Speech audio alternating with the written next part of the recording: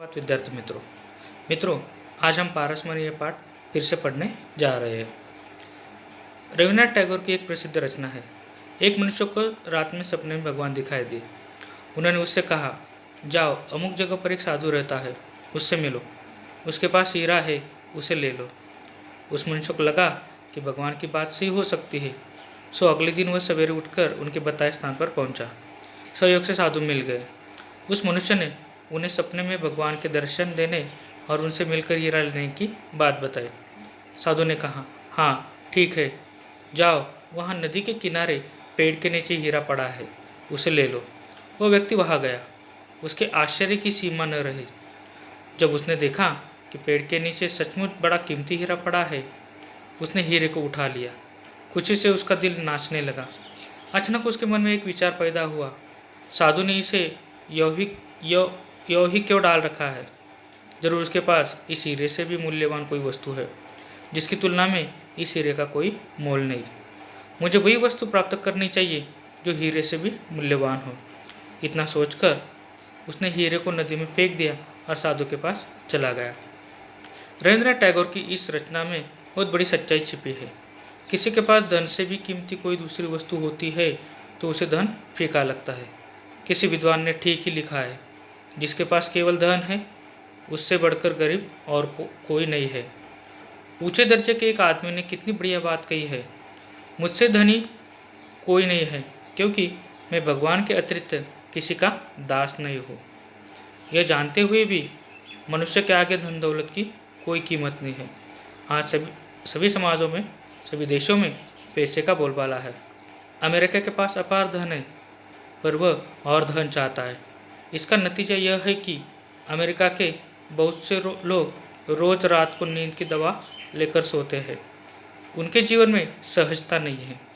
जिनके जीवन में उलझन है, उसे नींद कहाँ से आएगी? दुनिया आज हैरान इसलिए बनी हुई है कि उसका मुंह दौलत की ओर है। यहाँ दौलत से मतलब सिर्फ रुपए पैसे से ही नहीं, सुख सुविधा की बाहरी चीज़ों से भी है। ऐसी चीज़ों के पीछे पड़ने से आदमी को लगता है कि उसे कुछ मिल रहा है, पर उसकी हालत वैसी ही होती है जैसे कि रेगिस्तान में भ्रम से दिखाई पड़ने वाले पानी को लेकर हिरन की होती है। वह उसकी ओर दौड़ता है, पर पानी हो तो मिले, बेचारा भटक भटक कर प्यासा ही प्राण दे देता है। संसार में जितने साधु संत, महात्मा और बड़े लोग हुए, उन्होंने धन से अधिक जो कीमती वस्तु है उसे पाने की चेष्टा की है।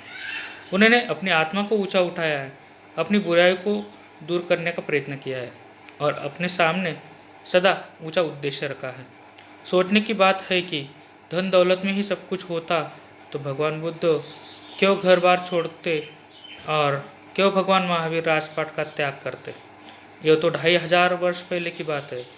आज के ज़माने में भी हमने गांधी जी को देखा। उन्होंने सारे आडंबर छोड़ दिए, सादगी का जीवन बिताया। गांधी जी समझ गए थे कि जो आनंद सादगी की ज़िंदगी में है, वो पैसे की ज़िंदगी में नहीं है। यदि वो चाहते तो अच्छी खासी कमाई कर सकते थे, लेकिन उस हालत में वो गांधी जी न होते, महात्मा न कहलाते। वास्तव में उन्होंने पैसे का मोह त्यागा और बड़े बड़े काम किए, जिससे दुनिया में उनका नाम अमर हो गया। आपको याद होगा, प्रसिद्ध वैज्ञानिक आइंस्टाइन ने लिखा था, आगे आने वाली पीढ़ियां मुश्किल से विश्वास कर पाएंगी कि इस धरती पर हाड़ मांस का बना गांधी जैसा व्यक्ति कभी चलता फिरता था। वास्तव में उन्होंने सोना नहीं जुटाया, उन्होंने वो पारसमणि प्राप्त की जिसे छूकर सब कुछ सोना बन जाता है। जिसके पास ऐसी मणि हो, उसके पास किस वस्तु की कमी हो सकती है। लेकिन यह पारसमणि ऐसे ही नहीं मिल जाती, इसके लिए बड़ी साधना की आवश्यकता होती है। सोना तपने पर कंचन बनता है, ठीक यही बात आदमी के साथ भी है। हमारे धर्म ग्रंथों में कहा गया है कि इस दुनिया में सबसे दुर्लभ वस्तु मनुष्य का शरीर है। सारे प्राणियों में मनुष्य को ऊंचा माना गया है, और वह इसलिए कि आदमी के पास बुद्धि है, विवेक है। संसार में जितने आविष्कार हुए हैं, सब बुद्धि के बल पर हुए हैं। आप सवेरे दिल्ली में नाश्ता करके चलते हैं और दोपहर का खाना मास्को में खा लेते हैं। हजारों मील की यात्रा घंटों में हो जाती है। यह सब मनुष्य की बुद्धि से ही संभव हुआ है। जिसके पास इतनी बड़ी वस्तु हो, वो धन के या दुनियादारी की वस्तुओं के पीछे भटके ये उचित नहीं है। बुद्धि का उपयोग उसे बराबर आगे बढ़ने के लिए करना चाहिए। जिन्होंने ऐसा किया है उन्होंने मानवता की बड़ी सेवा की है, उनका नाम अमर हो गया है। धन का खोट मनुष्य को तब मालूम होता है जब खरा बनने लगता है। खरा बनने का अर्थ यह नहीं है कि वह घर बार छोड़ दे, जंगल में चला जाए और भगवान के चरणों में लौ लगाकर बैठा रहे। खरा आदमी वह है जो अपनी बुराइयों को दूर करता है और नीति का जीवन बिताते हुए अपने समाज और देश के काम आता है।